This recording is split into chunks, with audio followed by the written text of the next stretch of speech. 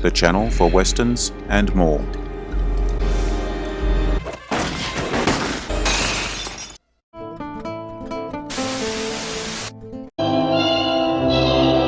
Listen, man, I'm not trying to obstruct justice, but just as this young man says, this is a farce, and it'll be murder if you carry it through. All he's asking is what every man is entitled to, a fair trial. You got to go there by yourself. Oh, you got to stand before your maker. You got to stand there by yourself. Nobody here can stand for.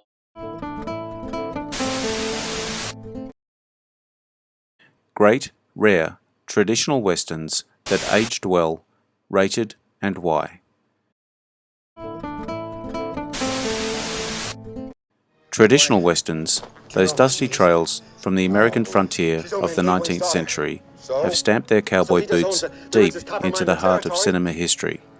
While many of these films are household names, some lesser-known treasures have aged like fine whiskey, smooth, complex, and still worth savouring today. So saddle up for a countdown of 5 rare westerns that might not always be in the limelight, but have proved they can still rustle up excitement and meaning decades later. These gems earned their stripes not just from their storytelling and characters, but for standing the rugged test of time, proving you don't need to be a big star to shine. Get ready to tip your hat to the underappreciated, as well explore why these westerns remain just as captivating now as they were when Marshall Dillon first rode into town. If you enjoyed this video, hit notification to get my new videos. Check out my channel and Facebook page. The links are in the description. Please comment, like, share, and especially subscribe. I appreciate it. Hold on to your hat. Here we go. The Tall T, 1957. Director, Bud Botticher. Starring Randolph Scott, Richard Boone, Maureen O'Sullivan. Why it aged well? This lean, tense western is a masterclass in economical storytelling. It follows rancher Pat Brennan Scott, who's taken hostage by outlaws led by the ruthless Frank Usher Boone. The film's strength lies in its psychological depth and moral ambiguity. Usher is a complex villain who respects Brennan, blurring the line between good and evil. Its sharp dialogue and focus on character over spectacle keep it fresh. The stark desert visuals and understated heroism avoid dated tropes, making it feel modern despite its 50s origins. It also sidesteps offensive stereotypes, focusing on personal stakes rather than cultural clashes. Why it's rare? Part of the Botticher-Scott renowned cycle. The Tall T is often overshadowed by more famous westerns of the era, like High Noon. Its low-budget production and lack of A-list stars beyond Scott kept it under the radar. Rating? 8 out of 10. A gripping character-driven story that's as intense today as it was in 1957, though its simplicity might not dazzle viewers seeking epic scope. Ride the High Country, 1962. Director, Sam Peckinpah. Starring Joel McCrea, Randolph Scott, Mariette Hartley. Why it aged well? Peckinpah's early masterpiece is a poignant meditation on aging, honor, and the fading West. 2 veteran lawmen, Steve Judd, McCrea, and Gil Westrom, Scott, are hired to transport gold, but Gil plans to steal it, setting up a moral conflict. The film's themes of loyalty and redemption resonate universally. Its elegiac tone foreshadows the revisionist westerns of the late 60s. The performances are heartfelt, with McCrea and Scott embodying weathered integrity and temptation, respectively. The restrained approach to violence compared to Peckinpah's later work keep it accessible. Its progressive elements, like a strong female character, Hartley, and lack of racial stereotypes, help it avoid the pitfalls of older westerns. Why it's rare? Overshadowed by Peckinpah's later, bloodier The Wild Bunch, this quieter film was initially underappreciated and remains a hidden gem despite critical reappraisal. Rating 8.5 out of 10. Its emotional depth and subtle craft make it a standout, though its slower pace may not hook all viewers.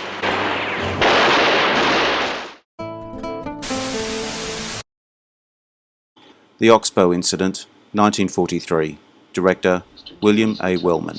Starring Henry Fonda, Dana Andrews, Harry Morgan. Why it aged well? This grim, ahead of its time western tackles mob mentality and justice with chilling relevance. When a rancher is reportedly murdered, a posse, including Fonda's Drifter, lynches 3 suspects without proof, only to face devastating consequences. Its critique of groupthink and prejudice feels eerily contemporary, echoing issues like wrongful convictions and social hysteria. Fonda's quiet moral struggle grounds the story, and the black and white cinematography adds a haunting intensity by focusing on universal human flaws rather than Western cliches. It transcends genre limitations. Notably, it avoids Native American stereotypes and includes a black preacher who speaks against lynching, a rare progressive touch for 1943. Why is it rare? Despite critical acclaim, its dark tone and lack of traditional Western action, no shootouts, just a hanging, made it less commercially popular than flashier contemporaries like Destry Rides Again. Rating 8.8 out of 10. A powerful, thought-provoking drama that's more relevant today, though its heavier subject matter might deter casual viewers. It's your business. It's a way of spending time. This man taking on himself the vengeance of the Lord. Think the Lord cares much about what's happening up here tonight?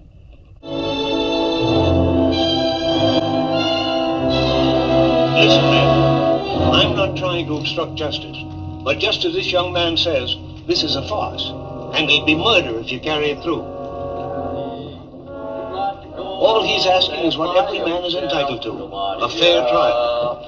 Go for you. You got to go there by yourself. Oh, you got to stand before your maker. You got to stand there by yourself. Nobody here can stand. Johnny Guitar, 1954. Director Nicholas Ray.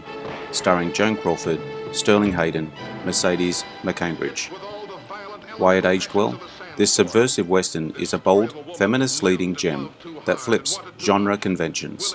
Joan Crawford's Vienna, a saloon owner, faces off against a vengeful rival, McCambridge, while navigating romance with Johnny Guitar, Hayden. This film's focus on strong, complex women, Crawford and McCambridge, dominate with fiery intensity, feels revolutionary, especially for the 50s. Its vibrant, technicolor visuals, operatic drama, and subtext, often read as an allegory for McCarthyism, give it a timeless edge. The psychological tension and minimal reliance on gunfights keeps it engaging, while its avoidance of racial caricatures ensures it holds up ethically. Its campy flair adds charm without undermining its depth. Why it's rare? Misunderstood upon release due to its unconventional style and female-driven narrative. It gains cult status but remains less known than John Ford's or Sergio Leone's works. Rating 9 out of 10. A daring, visually stunning western that's both entertaining and profound, though its melodramatic tone might not suit all tastes. Kill you. If I don't kill you first.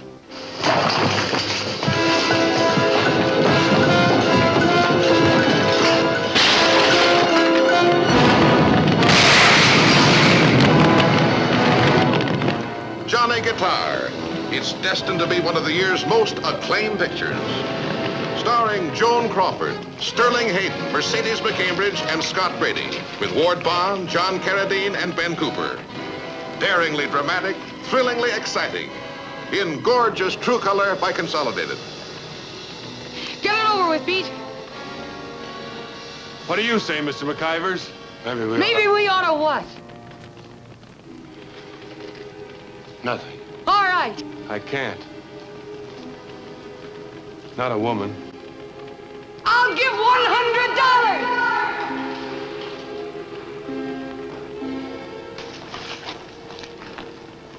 You'll have to do it yourself, Emma.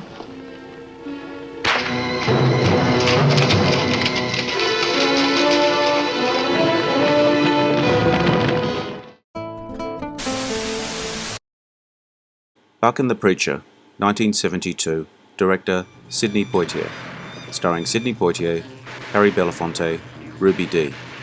Why It Aged Well, directed by and starring Poitier. This vibrant western reframes the genre through a black lens, following wagon train guide, Buck, Poitier, and conman, Preacher, Belafonte, as they protect black migrants from bounty hunters. Its focus on post-Civil War systematic racism is strikingly relevant, offering a perspective rarely seen in traditional westerns. The chemistry between Poitier and Belafonte, mixing humour, grit and heart, make it endlessly watchable. The film balances action with social commentary and its respectful portrayal of Native Americans who ally with the protagonists, avoids genre pitfalls.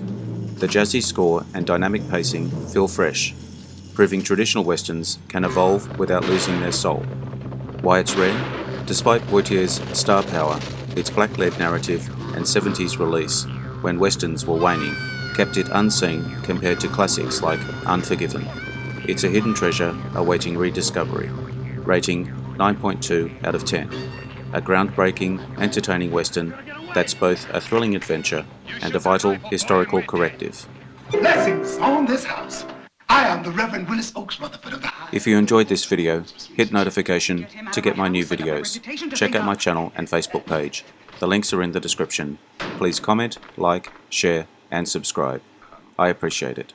I am Wrangler. Bye for now. See you again soon.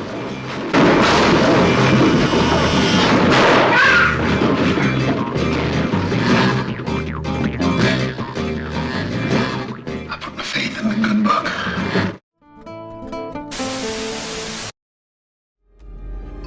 The channel for westerns and more.